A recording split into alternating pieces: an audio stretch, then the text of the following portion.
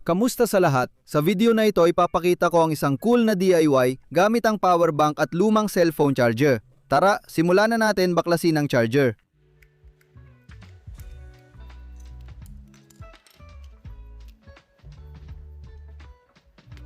Tanggalin natin ang board at pansamantala natin itong itabi sa isang tabi. Susunod, gamit ang lagari para bakal, putulin ang plug gaya sa video.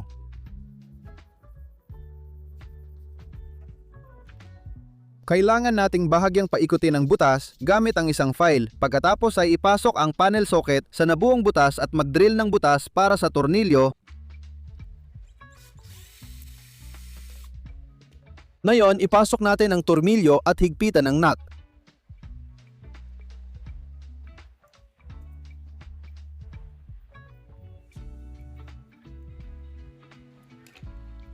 Iyan muna ang lahat para dito. Sa ikalawang bahagi ng case, kailangan nating mag-drill ng butas at pagkatapos ay palaki nito gamit ang maliit na file.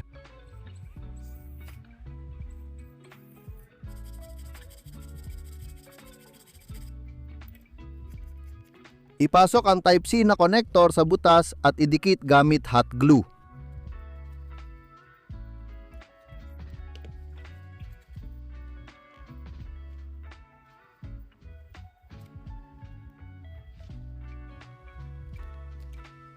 Sa pangalawang butas na ginawa, ilagay ang LED na may 100 ohm resistor.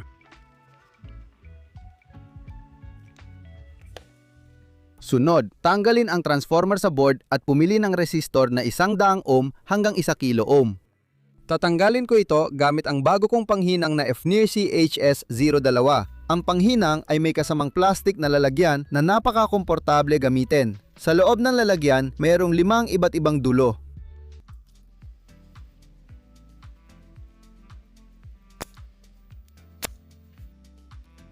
Ito ang transformer na kailangan natin, pati na rin ang resistor. Kakailanganin din natin ang transistor na KT805 at isang piraso ng mounting board. Ngayon, kunin ang dalawang bahagi ng case mula sa power supply at ikonekta ang lahat base sa schematic sa screen.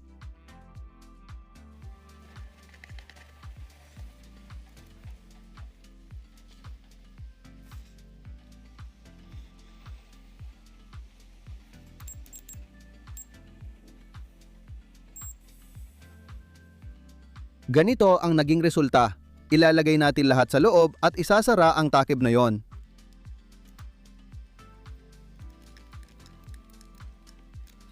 Pinili ko ang pangalawang tornilyo na mas mahaba para maikabit din ang saksakan. Ayan, tapos na ako. Ngayon panuring kung paano ito gumagana. Gamit ang USB cable, iko-connect na natin ito sa power bank. Umilaw ang LED, ibig sabihin may kuryente nang pumapasok sa saksakan. Isaksak natin ang kahit anong maliit na gamit na 200 at 20 volts, gaya na nakikita ninyo, umiilaw ang bumbilya. Ngayon, subukan natin ang isa pang mas malakas. Itutuloy. At gumagana rin ito ng maayos.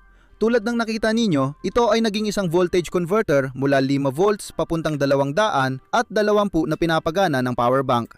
Pwede kang mag-connect ng mga low power na gamit dito tulad ng radyo o Wi-Fi router. Kung nagustuhan ninyo ang ganitong DIY, i-like ninyo ang video na ito at mag-subscribe sa channel. Maraming salamat sa panonood at paalam sa inyong lahat.